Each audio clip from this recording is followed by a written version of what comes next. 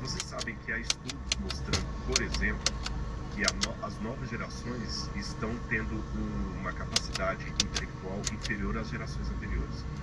Desde que isso foi medido, é a primeira vez na história onde os filhos estão menos inteligentes que os pais.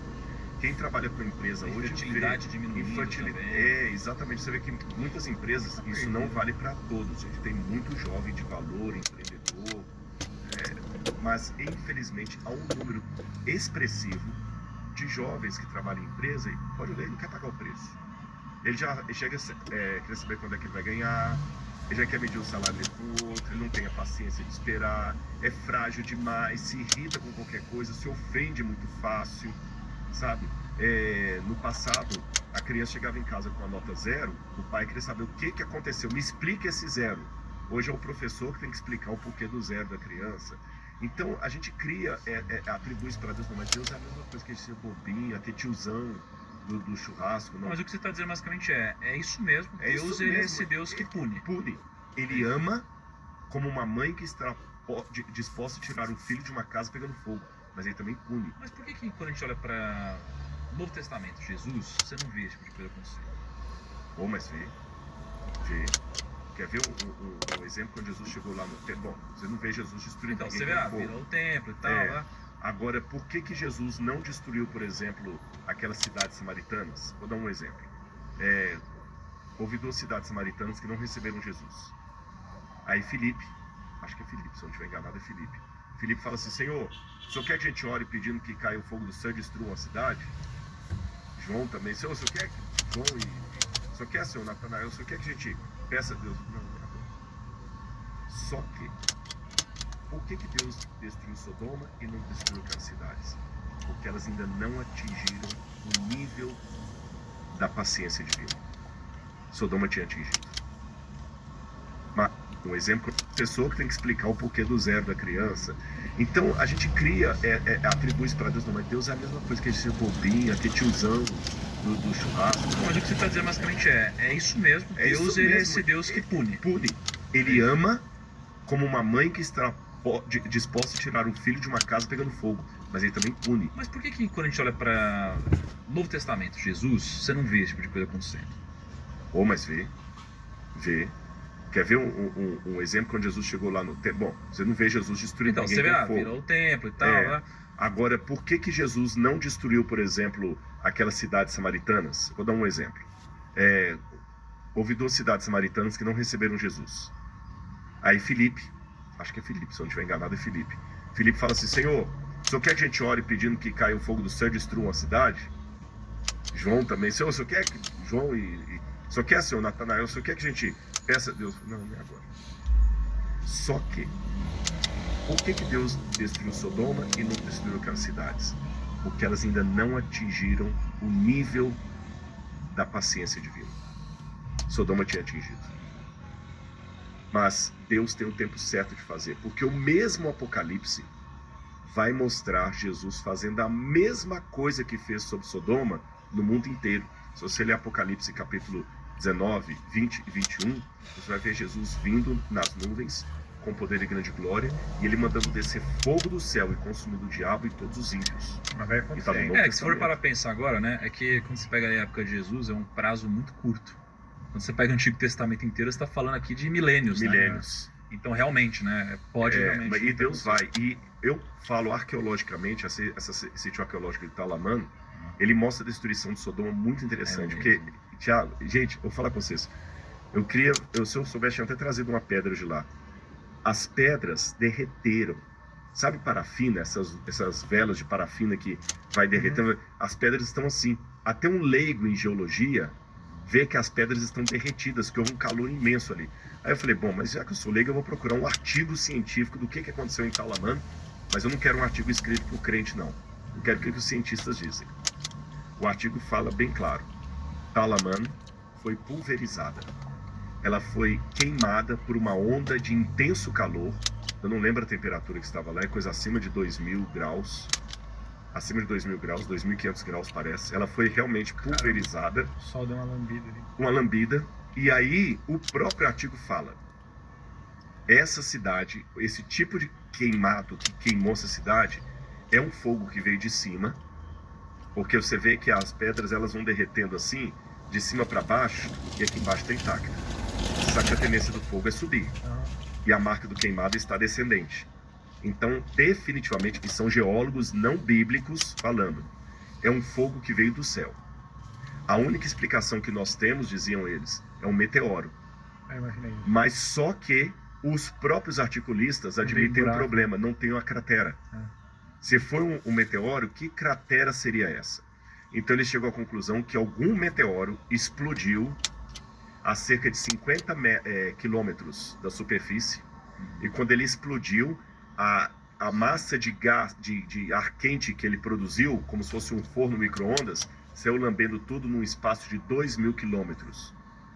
Ou seja, até o que você tem no Mar Morto cheio de enxofre é resultado disso aí. Agora, essa é a explicação científica. Agora, é interessante porque às vezes, né, quando você pega a ciência, assim, né, ela não contradiz. Não, né, ela só dá uma outra explicação, um meteoro que explodiu. E até a própria Bíblia. Ela meio que cria uma lógica, tipo... Não, cara, é que o que eu quero dizer, né? é que o que eu quero dizer é que eventualmente a Que Bíblia... loucura, né? O negócio vindo do céu dá um... Não, dá um é que assim, ó, cara, olha só, pode ter acontecido. Quando a Bíblia está escrito isso, Deus botou fogo lá. Não está explicando exatamente, o fogo veio assim, assado e tal, não. Sim. Então, às vezes, colocou fogo, exemplo, pode ser isso.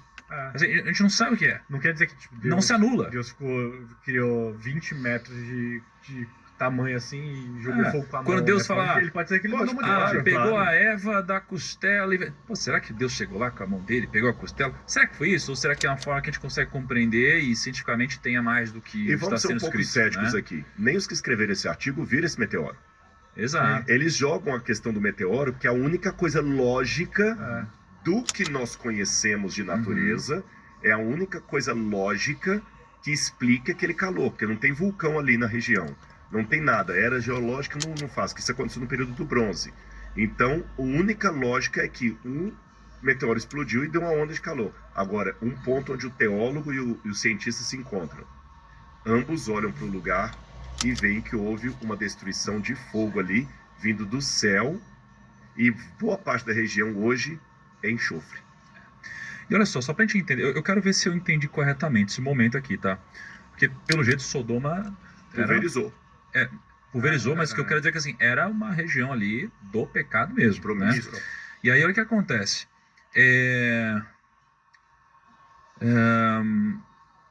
Chamaram Ló e lhe disseram: onde estão os homens que vieram à sua casa esta noite? Traga-os para nós aqui fora, para que tenhamos relações com eles. Isso é o que eu estou entendendo mesmo? Era nesse nível. Nesse nível. Eles queriam praticar ali com eles um verdadeiro, não vou usar a palavra para o YouTube não cortar, mesmo, né? E aí olha o que acontece.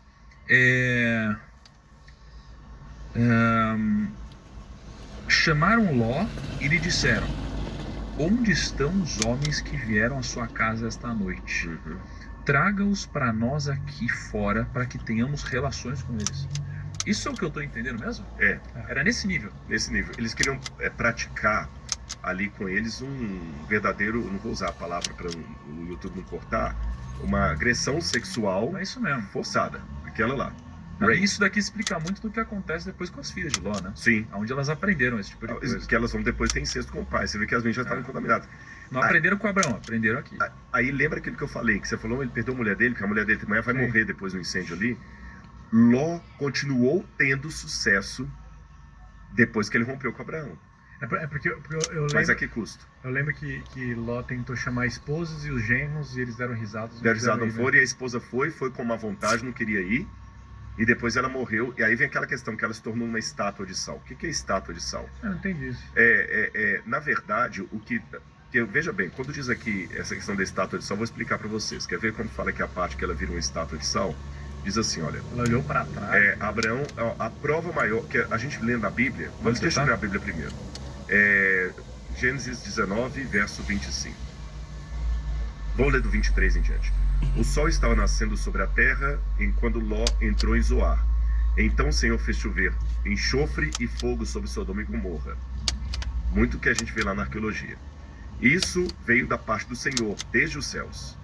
Olha exatamente o que eu vi lá. Ele destruiu aquelas cidades e toda a campina e todos os moradores da cidade, e o que nascia da terra. E a mulher de Ló olhou para trás e virou uma estátua de sal. Ponto. Só isso que a Bíblia fala.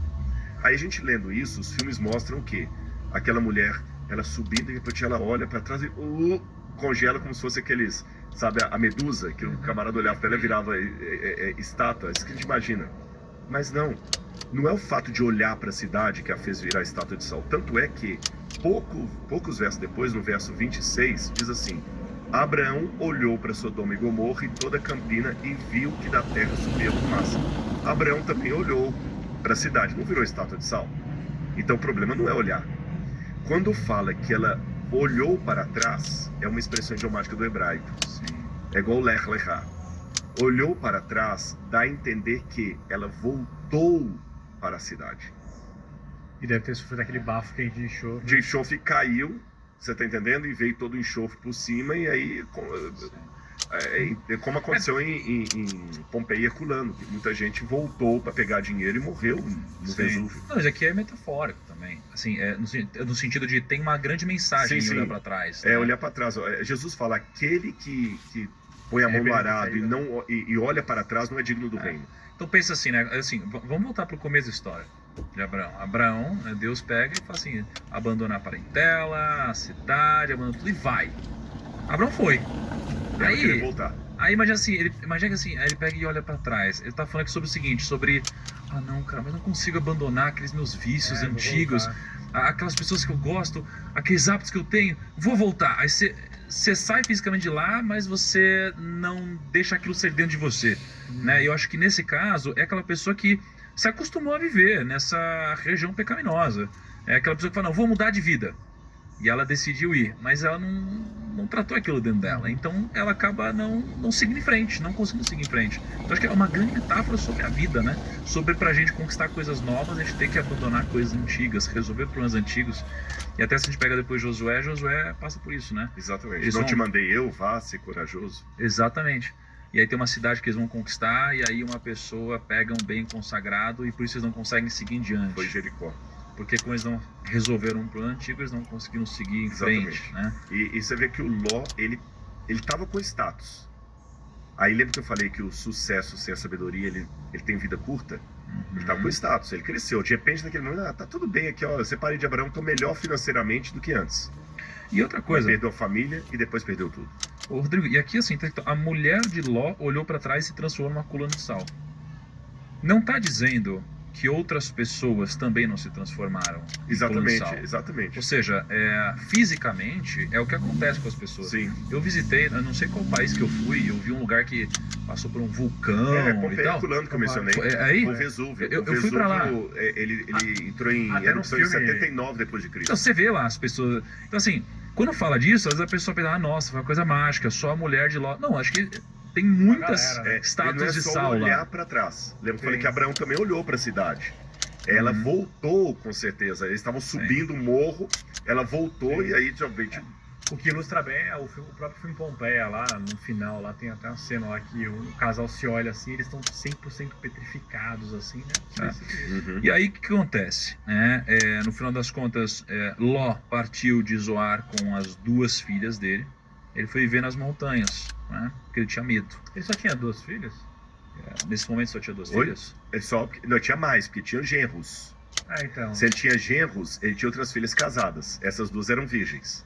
Ah, perfeito. Então eles estavam com ele ainda, né? Aquelas virgens que ele queria oferecer para os caras para livrar os anjos. Provavelmente ele foi chamar os genros para as filhas virem juntos, né? Porque já que elas casadas provavelmente moravam. Exatamente, os genros não quiseram, as outras filhas também não, essas que são as que sobraram. Só corrigindo, eu falei 50 quilômetros, não, 4 quilômetros que eles acham de altura que explodiu o meteoro. Só para corrigir a informação. Caramba, cara. E aí, ele e as 2 filhas ficaram morando numa caverna. Certo? Um dia a filha mais velha disse à mais jovem: nosso pai já está velho, e não há homens nas redondezas que nos possuam, segundo o costume de toda a terra. Vamos dar vinho ao nosso pai, e então nos deitaremos com ele para preservar a sua linhagem. Naquela noite deram vinho ao pai, e a filha mais velha entrou e se deitou com ele. E ele não percebeu quando ela se deitou, nem quando se levantou. E aí no dia seguinte, a filha mais velha, enfim, a mais nova acabou fazendo a mesma coisa. E aqui a gente vê de novo um dos grandes aprendizados que a gente teve, talvez na nossa conversa, onde pai vai replicando o que o pai fez ou vai aprendendo, né? Onde que elas aprenderam isso? No ambiente que elas estavam instaladas, né? Uhum. Então, cara, não tem como você não dizer que o ambiente não Sim. muda uma É o pessoa. ecossistema. É o Não que é? eu falei, você tá tendo sucesso, mas à custa de quê? É uma coisa até pro pessoal pensar, sabe? Não estou falando que você não possa querer vencer na vida e tudo mais, mas às vezes, assim, vale a pena o preço. Eu aprendi uma coisa na vida. Eu não vou pagar em algo mais do que ele vale. Ou mesmo que ele vale aquilo tudo, eu não vou pagar mais do que eu tenho. Vamos supor que essa garrafa realmente valha 400 mil reais. Mas eu só tenho no banco 300 mil reais. É sensato gastar 300 mil reais nessa garrafa e ficar com 100 mil reais de débito, sendo que essa garrafa não vai... Veja bem, isso aqui não é um investimento, é um gasto. Não estou falando que eu vou pegar a garrafa e vendê-la por 500 para ter 100. Eu estou falando, isso aqui é gasto, não é investimento. A garrafa custa 400. Eu tenho 300 no banco, eu vou dar os 300, tudo que eu tenho, ainda vou ficar devendo 100. Essa garrafa tem que valer demais para eu fazer uma coisa dessa. Se não, não faça isso, é bobagem. Ou, segunda ilustração que eu posso dar, a garrafa vale 100. Eu vou oferecer para ela 200? Também não faz sentido. O que eu estou querendo dizer? Há muitas pessoas que, às vezes, por causa do status quo, ele vai colocar a família num ambiente ruim. Talvez seria melhor ele ganhar um pouco menos, mas preservar os seus filhos, a sua esposa. De que maneira? Às vezes, assim, eu ganho muito dinheiro, mas a custa de quê? Eu passo 15 dias fora de casa e só vou para casa um final de semana a cada 15 dias. Você entendeu? Meus filhos estudam no melhor colégio que pode. E todas as férias eles vão para Disney de primeira classe com tudo pago e tal, porque eu tenho dinheiro para isso. Só que o preço é que eu tenho que ficar longe deles 2 semanas. Vale a pena? Ficar rico e morar em Sodoma vale a pena? Acho que é isso. Vale a pena. Então, assim, sinceramente, nesse sentido, eu vou até na contramão. Seria melhor os seus filhos estarem num colégio mais barato. Você está com menos dinheiro no banco, porém mais presente com eles. Vocês viram aquele filme, desculpa fazer a propaganda, que acho que não tem problema, que era um livro do o Vendedor de Sonhos, do Augusto Cury. E virou um filme depois. Eu li o livro, não todo, li alguns pedaços do livro, mas eu vi depois o filme. Acho que toda pessoa que trabalha com isso deveria ver esse filme e ler esse livro, sabe? Ou seja, você tem que ter progresso. Mas como você falou, não para morar em Sodoma. Não para morar em Sodoma, jamais. Ficar rico e continuar morando em Alphaville, será? Sim, fica a pergunta aqui. Tô brincando, muitas brincadeiras. Lógico. Talvez tá muito caro. Tá muito caro. Nossa, cara. É um outro problema, né? É um outro problema. Vamos só, assim, porque a gente vai entrar no nascimento de Isaac, mas antes, a gente só pulou uma parte que eu achei interessante ressaltar, que é muito importante, que é sobre o nascimento de Ismael. Aconteceu antes desses eventos que a gente falou, né? Lembra quando a gente ia falar de Agar? Né? Afinal das contas, ela... Agora você sabe o que é Agar, que vocês perguntaram? Isso. Agar era a serva egípcia, né, de Abrão, na verdade de Sarai, né? Que ganhou naquele rolo todo. Então, que acredito que sim. Porque fala que ela tinha uma serva egípcia. O único momento que Abraão tem contato com o Egito é aquele. Então, 80% a 90% de chance dela ter vindo lá também. E aí, olha o que acontece. Lembra do contexto? Ela ficou lá no Faraó, ganhou. Sarai não podia ter filho. Sarai não podia ter filho. E aqui também entra um pouco, de novo, eu vou chamar de um erro, né, de Abrão. Se é que eu posso, né, ser presunçoso assim, mas um erro dele. Por quê? Porque Deus chegou pra ele e falou assim: sua esposa vai ter um filho, pô. Sabe assim, você vai ter próximas gerações aqui. Então, assim, aí ele, com esse medo, né, e na época era legal fazer isso, né? Se a sua esposa ela é estéril de alguma forma, você pode engravidar, né? A sua serva, isso era legal na época, né? Mas mesmo podendo, não é o ideal. Se você pudesse ter um descendente direto de vocês. E aí, ele tendo essa promessa de Deus, ainda assim, acho que esse cara queria tanto ser pai, né? E ele devia ficar tanto no ouvido da Sara, que imagina, você é a esposa, você não pode ter filho, e fica o marido, pô, eu quero tanto filho, você não pode dar um filho, você não pode dar um filho. Cara, chega uma hora que você fala, então vai se ferrar e faz então um filho com a nossa serva aqui. Ou pode aqui parecer que era mais o contrário, a Sara que ficava ou ela se sentindo culpada. Que ela tinha medo que ele a mandasse embora. Pode ser também. Porque Abraão poderia conseguir uma esposa a hora que ele quisesse. Sim. Porque existem vários tabletes com as leis da época, isso que o Thiago tá falando que era legal, as tábuas legais de Nuzi, de Eshnuna, de Alalak, Mari. Nós temos essas leis, então a gente sabe as leis da época. E havia duas leis que são muito aplicáveis no caso de Abraão. Se você tivesse uma mulher, ela não lhe desse filhos, você tinha o direito de devolvê-la para o pai dela, pegar o dote que você gastou dela ainda e anular o casamento. Caraca. E pegar outra. Uma maneira que tinha de não desprezar a mulher, caso você quisesse ficar com ela, havia um dispositivo legal que está nos arquivos de Nuzi, é que você poderia ter filhos com uma serva da sua esposa, desde que ela consentisse, e esse filho, quando nascesse, seria filho dela, como se fosse quase uma barriga de aluguel.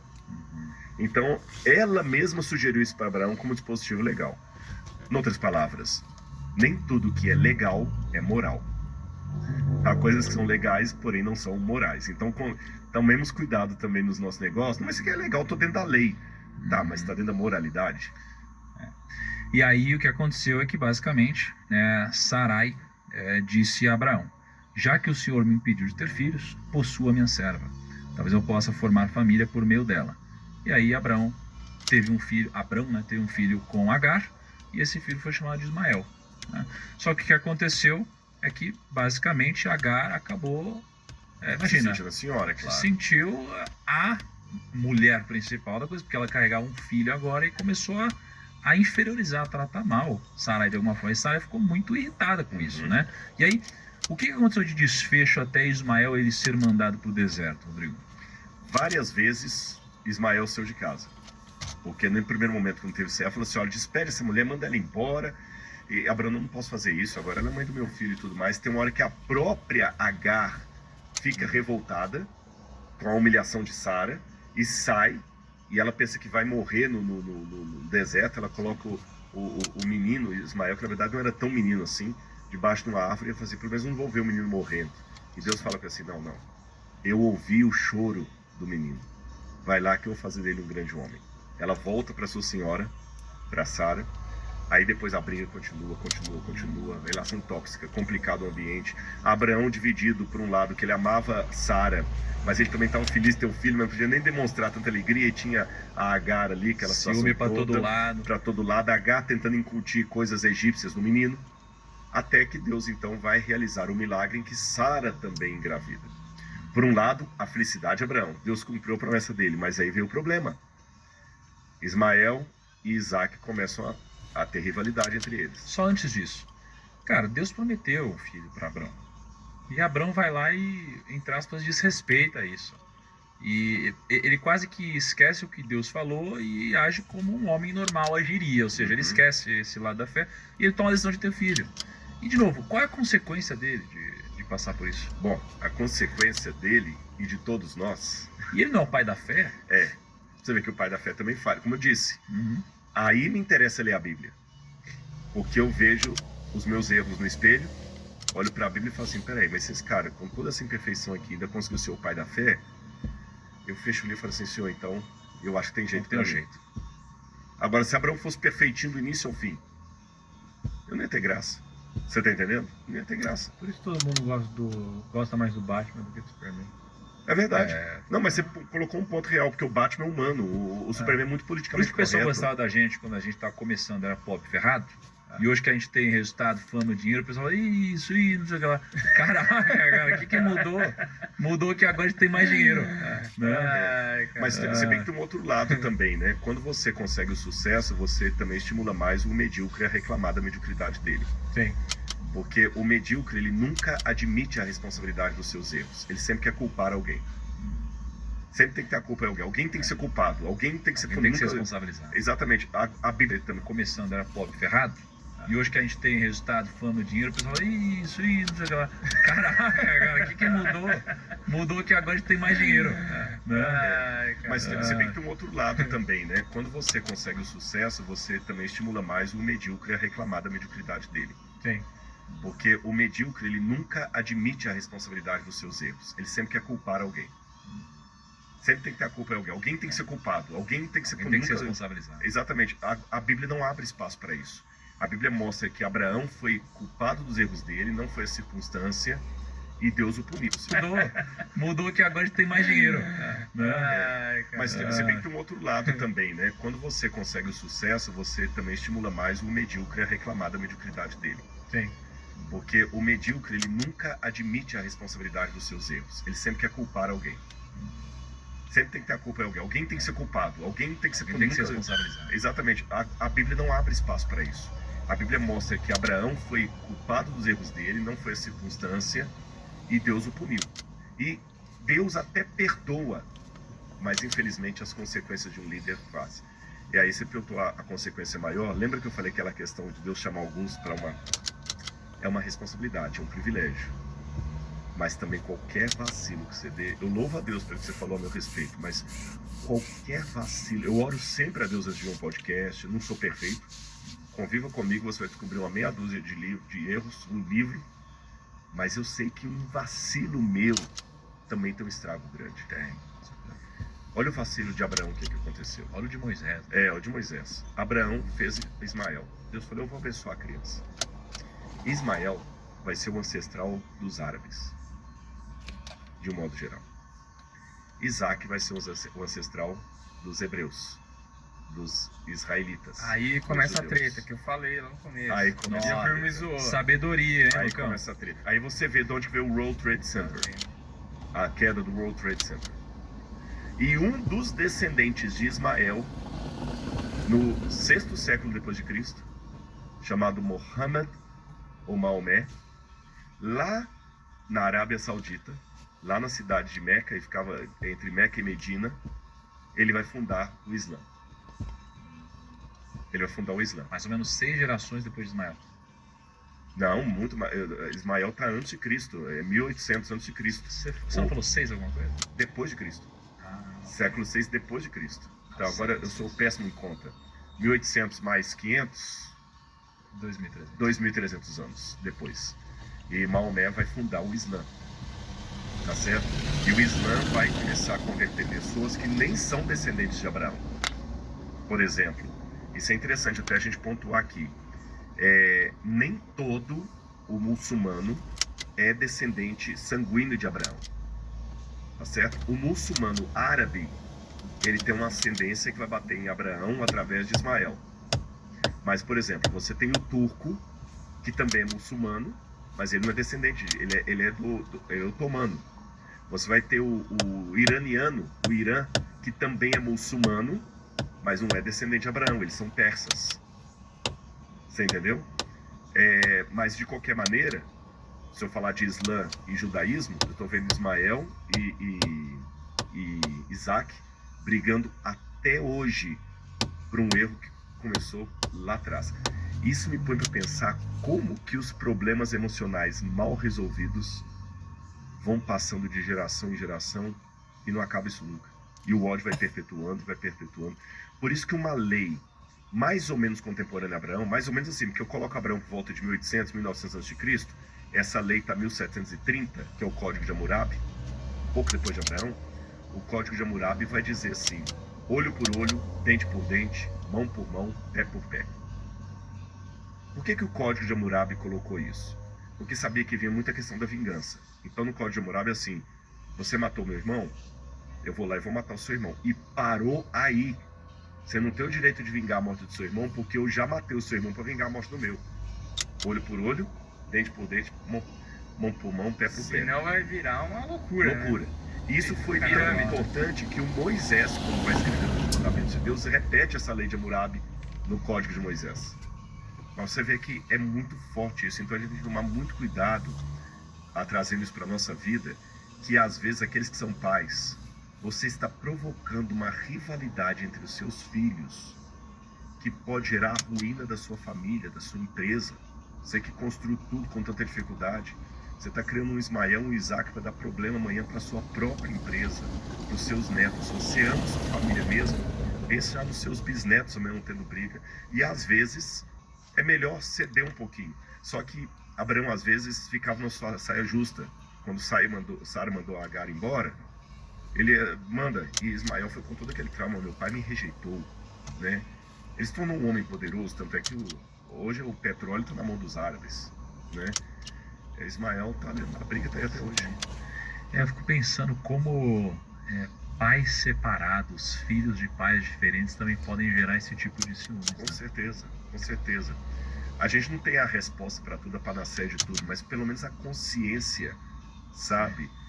E a gente tem uma tendência também, principalmente nós que somos cristãos de origem judaica, a demonizar Ismael, mas lembremos, há uma promessa para Ismael também. E detalhe, se eu não me engano, foi o primeiro.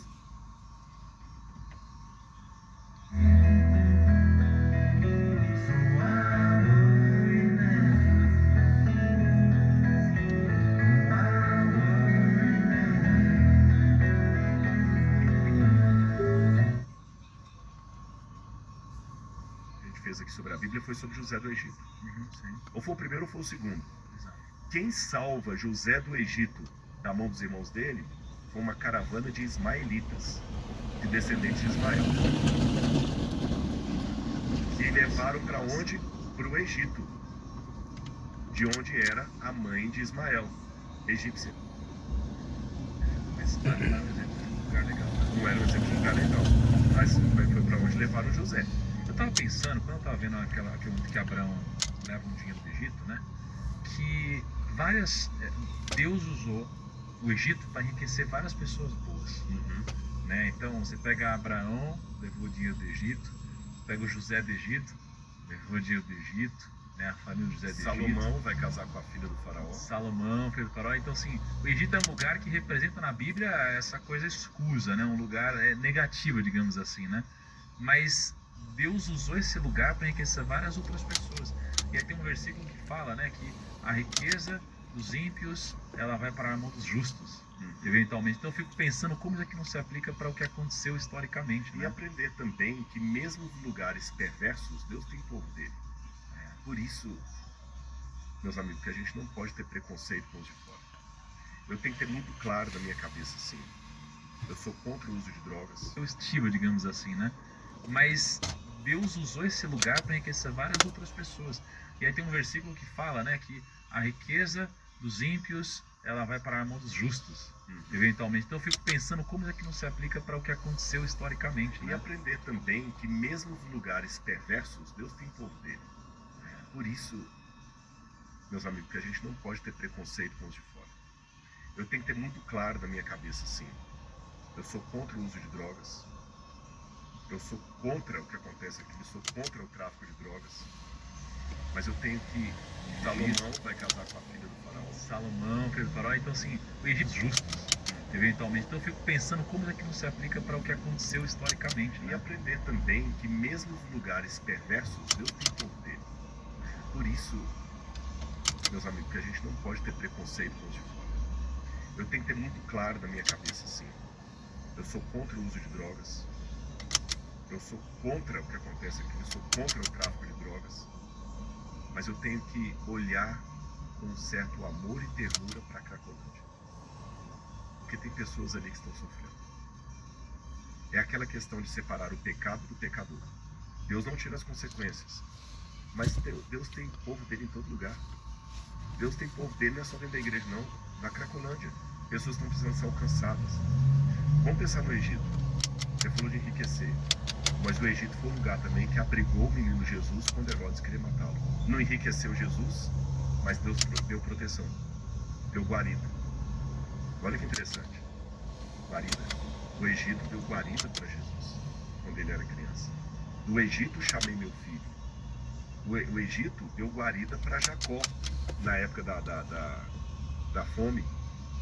Então tem gente boa ali também. E o próprio faraó, apesar de ser punido por Deus, foi um homem de princípios. Porque ele falou assim, Abraão, o que é isso que você está fazendo? Não, leva sua mulher embora. Rodrigo, então a gente tem aqui, tivemos o nascimento de Ismael. Ismael, então, depois ele vai para o deserto com a mãe dele, Agar, né? E aí tem uma promessa para ele, que por mais que ele não seja... É muito louco, né? Porque assim, na leitura do homem ele é o primogênito, mas para Deus, Deus faz tudo diferente, acaba considerando como O primeiro, digamos assim, sendo Isaac, né? Não Ismael. É que ele fala, né, que o seu herdeiro vai estar, né? Isso. E aí a gente vem aqui então pro capítulo 21, tá? Que é sobre o nascimento do Isaac. Né, ó, o Senhor foi bondoso com Sara, como lhe dissera, e fez por ela o que prometera. Sara engravidou e deu um filho a Abraão em sua velhice, na época fixada por Deus em sua promessa. Abraão deu o nome de Isaac ao filho que Sara lhe dera, né, que é o que o Rodrigo explicou, né, na risada. Já chamava Abraão, já tinha mudado o nome aqui. Isso. Conta um pouquinho, porque acho que foi muito simbólica essa mudança, assim, né? Assim, de Abrão para Abraão, Sarai para Sara. Isso. Qual foi o momento que isso acontece aqui mesmo? Deus muda o nome deles, né? A mulher que você chama Sara foi antes, acho que a mudança do nome está até antes. Vou mostrar a parte aqui onde Deus mostra. Aqui é Gênesis capítulo 17, versículo 15 em diante. Aqui Deus muda o nome de Sara. Fala assim: disse Deus a Abraão: Sarai, a sua mulher, que você não chamará mais de Sarai, porém de Sara, eu a abençoarei. E um pouco antes disso, no capítulo 17, ele mudou o nome do próprio Abraão, 17 verso 4. Quanto a mim, esta é a aliança que farei com você. Você será pai de muitas nações. O seu nome não será mais Abrão, e sim Abraão. Aqui tem uma coisa interessante, já que você perguntou essa questão da mudança do nome, que eu quero mostrar quando Deus fez uma aliança com Abraão. É uma cena muito esquisita. Eu até pensei que vocês iam me perguntar dessa cena. Essa é uma delas, curiosas. Que Abraão... Uma coisa é fazer novinho, né? Dos pássaros que Abraão expulsa, quando Deus faz a aliança. Aqui no capítulo 15, porque Deus faz a aliança com Abraão e ele repete essa aliança em vários momentos. No capítulo 15 tem essa parte que Deus tem um encontro com ele. Você quer perguntar? Não, eu ia falar que tem uma história que parece que é bonita, só que onde eu ouvi, não sei se aquela outra parte estava errada, talvez esteja errado também. Tem uma hora que Deus fala assim: olhe para o céu e tente as estrelas. Exatamente. É aqui, essa parte aqui. Quer ver? É muito bonito. Não? Eu posso ler rapidamente isso aqui? Capítulo 15. Depois desses acontecimentos, a palavra do Senhor veio a Abraão. Olha como é interessante. A gente estava comentando ontem sobre a importância da comunicação. Várias vezes que Deus vem a um homem para conversar com ele, a expressão bíblica é Vayehi devar Adonai. E a palavra do Senhor veio. Vayehi devar Adonai. Deus vem comunicando. Deus é Deus do diálogo. Deus vem e falou assim: Abraão, não tenha medo. Aqui é Abraão ainda. Não tenha medo. Eu sou o seu escudo e lhe darei grande recompensa. Abraão respondeu: Senhor, mas como será isso, né? A primeira vez que ele fala: eu não terei filho, Deus, eu vou estar com você. Aí a parte que você fala dos animais, né? Deus fala assim, capítulo 15, verso 5. Então o Senhor o levou para fora e disse: olhe para o céu, conte as estrelas, se é que pode contá-las. Abraão disse, e assim será a sua posteridade. Levou para fora de onde? Abraão morava em tendas. Tenda. Não sei se chegaram a ver em Israel o acampamento de beduíno. A tenda do beduíno, ela é feita de lã de cabra. Eu tô achando que a gente não foi pro Israel. Sempre que o Rodrigo faz uma pergunta, a gente fala não. Não é possível. Eu fui 3 vezes para ir, nenhuma pergunta que ele fez eu falei que sim. A próxima vez a gente tem com o Rodrigo. E aí o Rodrigo mostra tudo que a gente tem que ver. Caramba, cara. A tenda do beduíno, ela é feita... eu não sei se a galera de casa vai saber o que é trama e urdidura. Todo tecido é feito de trama e urdidura. Fios que passam assim e fios que passam assim. Eles assistiram o Procurado, que sabe. Não é isso? Procurados, né? Trama e urdidura. Então vamos lá. A trama e a urdidura é feita de lã de cabra. Então fica aquele pano cheio de buraquinhos. É interessante porque quando está com muito calor, o vento bate naqueles buraquinhos ali e provoca um frescor lá dentro, como se fosse um ar-condicionado natural. E se você está com a tenda num lugar que vai chover, a umidade do ar aumenta, aquela lã engrossa, os poros fecham. Pode chover ali que não cai uma gota dentro da tenda. Então, enquanto ela estava com os buraquinhos, era muito comum dentro da tenda você olhar para os buraquinhos e parece um céu estrelado. Tanto é que no livro de Isaías fala o seguinte: Deus é o maior de todos. Você não percebe que Deus estende a sua tenda sobre o céu para neles habitar? E o beduíno costumava dizer que o céu é como se fosse a tenda do plano de Deus, e Deus está do outro lado, e a glória dele é tão grande que os buraquinhos da tenda do céu fazem as estrelas. Essa é a linguagem poética do beduíno. Então, com essa ideia das estrelas da tenda, Deus falou assim, você está admirado com isso aqui? Vem aqui para fora. Olha para o céu. Está vendo as estrelas? Eu vou te dar isso tudo de filho. Mas como, Senhor? Você vai ver. E hoje nós somos vendo. Né? A maior parte do mundo é filho de Abraão. A maior parte do mundo é filho de Abraão. Não é chinês. É filho de Abraão. Se juntar cristãos, muçulmanos e judeus. Aí diz o seguinte, depois que Abraão viu aquele céu estrelado e ficou assustado, que é o que você perguntou, aí diz o verso 12, ao pôr do sol, um profundo sono caiu... Antes disso Deus falou com Abraão, Abraão, traga uma novilha, uma cabra e um cordeiro, verso 9, cada qual de 3 anos, e uma rolinha e um pombinho. E Abraão fez isso, todos os animais. Pelo meio, e pôs as metades, uma cabra e um cordeiro, verso 9, cada qual de 3 anos, e uma rolinha e um pombinho. E Abraão fez isso, todos os animais. Abraão trouxe os animais, cortou-os pelo meio, e pôs as metades, uma diante da outra. As aves, porém, não cortou pelo meio. Aves de rapina desciam sobre os cadáveres, porém Abraão as enxotava. Imagina a situação, que estranho. Abraão pega aqueles animais, corta, coloca a carcaça de um lado, de outro, e começa a vir aquele monte de ave de rapina querendo pegar. E Abraão fica espantando. Que cena mais dantesca, por que isso? E ele fica espantando, na hora que ele não aguenta mais, cai um profundo sono em Abraão. Aí diz assim, ao pôr do sol, um profundo sono caiu em Abraão, e de grande pavor e densas nuvens tomaram conta dele. Então o Senhor lhe disse, fique sabendo com certeza, que a sua posteridade será peregrina em terra alheia, e reduzida à escravidão, e afligida durante 400 anos.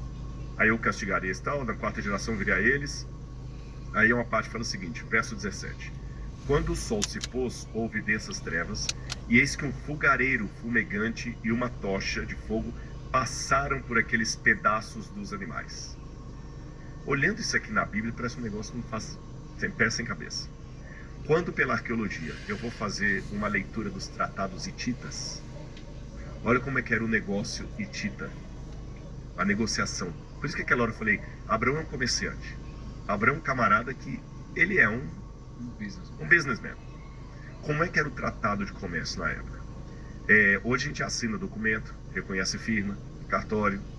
Naquela época havia o costume assim, você trazia testemunhas e cortava um animal no meio. Tanto é que a palavra para aliança em hebraico é a palavra brit. E no dicionário hebraico, brit é cortar. Tanto é que tem uma expressão em hebraico, cortar uma aliança. Fazer um acordo, cortar uma aliança. Eu corto aquele animal, uma metade de um lado, outra metade do outro. Eu pego uma tocha, isso está nos tratados hititas. Eu pego uma tocha, passo pela tocha no meio dos animais. E você vem no sentido oposto com uma tocha na mão. E quando eu passo por você, eu falo assim, que assim aconteça comigo apontando para a carcaça dos animais, se eu não cumprir a minha parte do acordo. E você responde, assim também, que eu seja destroçado pelo meio, se eu não cumprir a minha parte no acordo. Aí passa com a tocha. Depois disso, aqueles animais, uma parte deles é queimada em sacrifício aos deuses, estou falando de tratado hitita, porque tudo era selado com a divindade, e a outra parte era celebrada num banquete que nós comíamos juntos. Essa era a cerimônia de um acordo bem feito. Então, quando Deus chama Abraão de novo, ele desce no nível de Abraão, vou fazer um acordo com você. Corta os animais, para preparar. É como se fala assim, prepara a procuração para eu assinar. É que Deus prepara a procuração para eu assinar, só que ele falou de uma maneira dos tratados da época. Só que quando Abraão cortou os animais, cadê Deus? Cadê Deus que não veio assinar? E vem as aves e Abraão começa a expulsar. Quando deu um sono nele, e toda vez que Deus quer dar então uma questão psicológica aqui também. Quando você às vezes está conversando muito com a pessoa, não é hipnose. Eu não sou a favor de hipnose, tá bom? Mas você tem que, de certa forma, você não, quem é o especialista na época, no caso, eu não tenho competência para isso. Um psicólogo, ele tem que de alguma maneira adormecer o seu inconsciente. Senão você enrola o terapeuta. Sabia? Senão você enrola. Se você for muito inteligente, você enrola o terapeuta. Então ele tem que vencer. Você tá com dificuldade de falar do seu problema com sua mãe. Aí ela, é mesmo e tudo. Tá, vamos brincar um pouquinho aqui? Muito terapeuta faz isso com criança, principalmente. Criança que vai denunciar abuso, ela pega a criança e fala assim, faz um desenho pra tia. O que você tá... Desenha pra tia. Ela distrai o inconsciente, você tá entendendo? Para que ele não mascare a questão. E Deus faz a mesma coisa. Vai dormir. Vai dormir, Adão. Eu vou te dar, Eva. Vai dormir, Jacó. Lembra que Jacó dormiu e viu o sonho? Vai dormir. Vai dormir, Abraão. Quando Abraão dorme, vem o sonho, aquela coisa toda. Lembra que eu falei que os pactuantes passavam com o que na mão? Tocha. A tocha. Por isso que vem a tocha de Deus. Mas só Deus passa pelo meio. Abraão não passa. O que Deus está querendo dizer? Esse pacto é tão profundo, Abraão, que eu quero a sua fidelidade, mas não está em pé de igualdade. Quem garante o cumprimento dele sou eu. Porque vai ser por dias muito posteriores. Eu falei que eu vou te dar estrelas. Você não vai poder fazer esse pacto comigo em pé de igualdade, em paridade, porque você nem vai estar vivo para ver. Mas eu vou garantir. E Deus passa pelo meio dos animais, sozinho. Caramba. Cara, é muito louco isso, né? Porque tem uma... Eu comecei a reparar. Tocha. A tocha. Por isso que vem a tocha. Lembra que Jacó dormiu e viu esse consciente? Você tá entendendo? Para que ele não mascare a questão. E Deus faz a mesma coisa. Vai dormir. Vai dormir, Adão. Eu vou te dar, Eva. Vai dormir, Jacó. Lembra que Jacó dormiu e viu o sonho? Vai dormir. Vai dormir, Abraão. Quando Abraão dorme, tem o sonho, aquela coisa toda. Lembra que eu falei que os pactuantes passavam com o que na mão? Tocha. A tocha. Por isso que vem a tocha de Deus. Mas só Deus passa pelo meio. Abraão não passa. O que Deus está querendo dizer? Esse pacto é tão profundo, Abraão, que eu quero a sua fidelidade, mas não está em pé de igualdade. Quem garante o cumprimento dele sou eu. Porque vai ser por dias muito posteriores. Eu falei que eu vou te dar estrelas. Você não vai poder fazer esse pacto comigo em pé de igualdade, em paridade, porque você nem vai estar vivo para ver. Mas eu vou garantir. E Deus passa pelo meio dos animais, sozinho. Caramba. Cara, é muito louco isso, né? Porque tem uma... Eu comecei a reparar, depois de começar a ler bastante coisa já da Bíblia, como tem coisas que indicam pro futuro, né? Você tem muitas coisas que indicam para um momento específico, né? Na Bíblia, que é o nascimento de Jesus ali, né, cara? E quando você olha para esse tipo de... Não sei se eu posso chamar de profecia, né? Claro, mas é uma profecia. Deus está trazendo essas Ou se profecias. você quiser falar em linguagem comercial, como é que é? Um contrato a longo prazo? Não tem Um contrato a longo prazo, né? Cara, você começa a ver como tudo aponta para a mesma coisa, né? E aí quando a gente fala do Isaac, por exemplo, né? O Isaac, ele nasce, né? Abraão tem quase 100 anos quando Isaac nasce. Então, finalmente, isso aconteceu. Só que aí Deus prova a fé de Abraão. Então, imagina só. Kaique, olha o que acontece. Abraão só tem um filho dele com Sara. Tá? E Deus tem uma promessa para ele. Que ele vai ser pai de multidões. Beleza? E aí ele chega para Abraão e fala assim: sacrifique o seu filho. E aí, sabe o que ele responde? Olha só. Passado algum tempo, Deus pôs Abraão à prova, dizendo-lhe: Abraão, ele respondeu: eis-me aqui. Então disse Deus: tome seu filho, seu único filho, Isaque, a quem você ama, e vá para a região de Moriá. Sacrifique-o ali como holocausto num dos montes que lhe indicarei. Na manhã seguinte, Abraão levantou-se e preparou seu jumento. Levou consigo 2 seus servos e Isaque, seu filho. Ou seja, Deus falou: sacrifique seu filho, ele falou: vamos nessa. Vamos nessa. É muito louco isso, né? É muito louco, assim, humanamente falando, você olha pra ele e fala assim: tá louco você sacrificar meu filho? Mas Deus pediu, né? E aqui você tem um grande sinal. É que o que eu penso mais é que, tipo assim, cara, entre atos, ele falou não pra coisas tão menores e falou sim pra um negócio tão grave. O que é muito louco mesmo. Muito louco. Só que aqui você tem uma parte muito importante da história, porque... Tem uma parte até meio dolorida que o filho pergunta: mas pai, cadê o cordeiro? Calma que Deus vai prover. Exatamente, Aí você Kaique. fala assim: putz, esse cara bem sabe. Eu fico feliz quando vocês preparam pro episódio, Kaique. Isso, Acho muito legal, cara. É muito legal. Você tava guardando essa até agora, né, Kaique? 5 horas de episódio pra soltar essa, decorou essa frase. Já estamos com 5 horas. Não, a gente tá 3 horas. Ah, 3 horas. Mas aí, Rodrigo, eu quero que você conte agora o seguinte, cara. Fale sobre esse momento aqui, porque, cara, ele só tem um único filho, que é de ambos ali. Ele tem uma promessa. E aí ele deve ter pensado assim, mas Deus, não tem essa promessa de educação, eu vou sacrificar o próprio filho. E aí ele leva o filho para ser sacrificado. Né? Fala pra gente sobre esse momento. O grande problema é que Isaac começou a virar um Deus para Abraão. E tudo que você torna um Deus na sua vida, mesmo sendo a coisa mais maravilhosa do mundo, vira uma maldição. Aquele negócio de ele estava amando Isaac acima de Deus. Acima de Deus. Qualquer coisa que você ama acima de Deus. E o amar a Isaac estava fazendo ele esquecer de tudo. Até da promessa de Deus.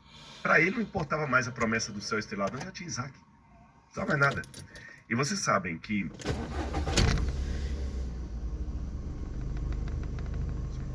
eu também contei aqui no passado aquela história da vaquinha do brejo, tudo. Até da promessa de Deus. Para ele não importava mais a promessa do céu estrelado, não, já tinha Isaac. Não precisava mais nada. E vocês sabem que o apreço demais a uma coisa pode gerar comodismo. Eu também contei aqui no passado aquela história da vaquinha do brejo.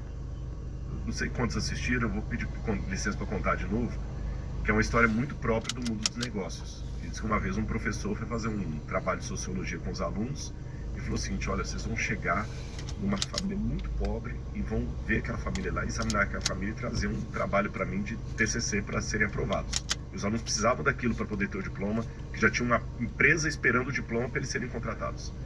Eles foram lá, fizeram um trabalho, trouxeram o professor. E aí, o que vocês viram? Não, uma família pobre, um pai, uma mãe, 2 crianças lá, 3 meninos lá, uma galinha assim, uma coisa assim, uma vaquinha magra, feia. E o que mais? É só aquilo que eles têm, mais nada. Eles plantam alguma coisa? Não, não plantam nada. Não tem uma terrinha lá, uma rocinha, só tem que a vaquinha. Professor, então tá bom. Falta uma coisa no trabalho pra vocês serem aprovados. O quê? Vocês vão lá e vão matar aquela vaca. Eu tô ficando doido, professor, a gente não vai fazer isso de jeito nenhum. Vocês querem ser aprovados ou não querem? Vocês vão lá e vão matar aquela vaca. Aí foram os alunos do professor lá de noite, quando a família estava dormindo, empurraram a vaca pro brejo, ela caiu lá no precipício, morreu a vaca e saíram correndo. E nunca mais tiveram notícia que a família. Formaram, receberam os diplomas e tudo mais, mas um deles, incomodado, falou: gente, eu estou formado hoje, mas eu provoquei a desgraça de uma família, eu tenho que voltar lá. Eu tenho que, se sobrou alguém naquela família, eu tenho que ajudá-los. Quando ele voltou naquela casa lá, não tinha mais a casa. Havia uma grande empresa de laticínios ali, uma coisa enorme, tudo bem montado e tudo. Ele falou assim: com licença, tudo bem? Eu estou procurando o senhor fulano de tal. Ó, cara, o senhor fulano de tal? Ah, ele morreu. Ah, ele morreu? Sim, ele já morreu tem poucos anos, mas se o senhor quer falar com o filho dele, eu vou mostrar o senhor a secretária do filho dele. Levou até uma sala bonita, estava a secretária. Eu queria falar com o fulano de tal. Ah, tá. Ele pode atender o senhor. Quando ele chegou, pois não. Você é o fulano? Sim, sim. Filho do ciclano? Meu pai morreu tem uns 2, 3 anos. Eu sou alguém que esteve aqui na sua fazenda. Ah, eu tô lembrando. Eu era criança.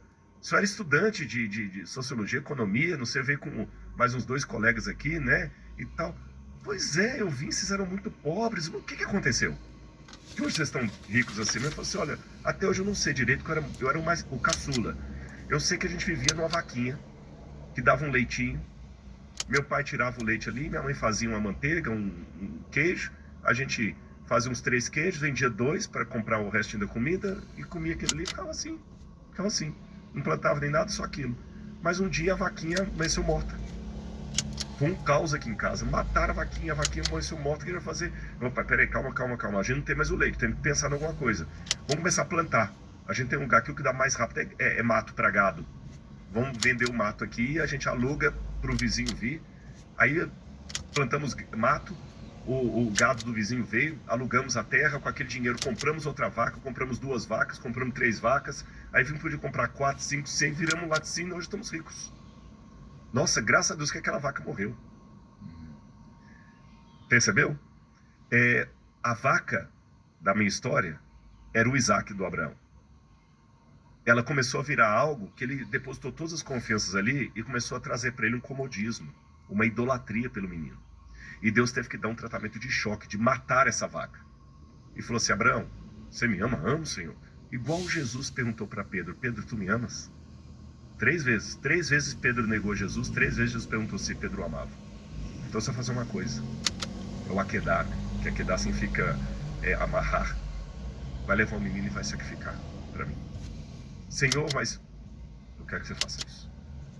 Deus deu um golpe ali e Abraão levou Isaac. Provavelmente sabe para onde? Sabe onde era o Moriá? A tradição judaica acredita que o Moriá era onde vocês viram em Jerusalém aquela cúpula dourada. Vocês viram isso em Jerusalém? Isso Sim, vocês viram. sim, vimos. É um cartão postal. O primeiro Tá, né, Primocast que eu gravei com você e o Flávio foi com essa visão lá no fundo. Não tem como não ver. Todo lugar que você passa, assim, você... Onde está hoje aquele domo da rocha, Uhum. ali foi onde Abraão levou Isaac em sacrifício, segundo a tradição judaica. Então ele leva Isaac, depois de Jerusalém vai ser feito ali, olha que louco.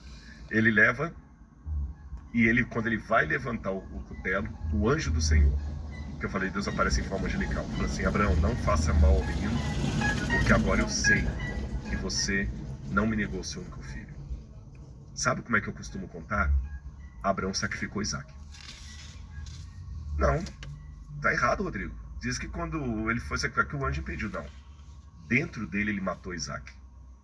E às vezes um processo terapêutico que eu tenho que ter na vida é provocar alguns sacrifícios dentro de mim.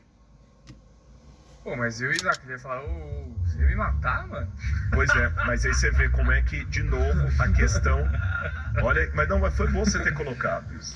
Qual é, pai? Olha, vamos pegar aqui o caso da família, de coisa que vai passando de família para família. O Ló, ele pegou muita coisa errada de Sodoma, mas algo da nobreza de Abraão ele também aprendeu. Tanto é que, letra A, ele foi cortês com aqueles homens, protegeu os forasteiros, isso ele aprendeu de Abraão. E letra B, ele ainda tinha um caráter o suficiente para Deus não matá-lo junto com Sodoma. Se Ló não tivesse um pouco de caráter, Deus teria destruído ele com Sodoma. O próprio fato dos anjos irem lá e tirarem Ló é porque ainda tinha algo da semente de Abraão. Então todo mundo que tem valores, você pode até cometer erros com seus filhos, mas se você for uma pessoa de caráter e ligado a Deus, algo vai passar a eles. Isaac teve erros em relação ao passado de Abraão. A gente vai falar do futuro Isaac lá, ele vai cometer o erro de Abraão com Abimeleque, que Isaac quase entrega a esposa dele também, Rebeca, para Abimeleque, como o pai fez. Mas o que eu aprendo disso? Eu não herdo dos meus pais, dos meus ancestrais, apenas os vícios. Eu também herdo virtudes. Por isso que eu tenho que aprender a olhar para os meus antepassados com um olhar assim: o que eu tenho que aprender deles e desaprender deles? Você entendeu? Porque ninguém é totalmente ruim ou totalmente bom. Uhum. Então Isaac aprendeu uma devoção com Deus tão grande que isso aí, só sendo oriental para entender, é aquela ideia de autoridade que o Jó, que a gente já comentou aqui, teve. Ainda que ele me mate, nele eu confiarei, porque ele é o Senhor. É aquele negócio, ele é o Senhor. Quando você confia em alguém bom, confia mesmo, para além de qualquer questionamento, você obedece o que ele manda, mesmo sem entender. Eu posso dar uns 2 ou 3 exemplos aqui.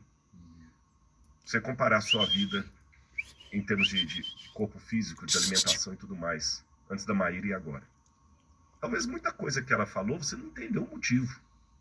Mas confiava tanto, assim, eu vou fazer. E deu certo. Quantas coisas você faz sem entender o motivo, porque confia na autoridade de quem está mandando? Quanta coisa. Deus é a autoridade maior. Eu não entendo por quê. Ainda que ele me mate, eu nele confiarei. Isso passa até por cima da necessidade de sobrevivência. Entendi. Olha que interessante, cara. Eu vou ler uma parte que para mim é chocante.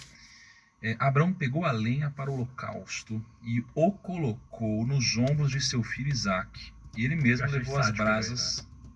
É loucura isso. Até aí o Isaac não sabia que ele ia ser Então, isso que eu falei, eu achei Isso. sádico, porque, tipo assim, cara, ó, tipo, sei lá, eu vou te matar, mas ainda você vai carregar o seu Isso. túmulo. Então, E vamos lá. ele mesmo levou as brasas para o fogo e a faca. E caminhando os dois juntos, Isaac disse a seu pai Abraão: Meu pai? Aí ele falou: Sim, meu filho, respondeu Abraão. Isaac perguntou: As brasas e a lenha estão aqui, mas onde está o cordeiro para o holocausto? Cara, imagina esse momento.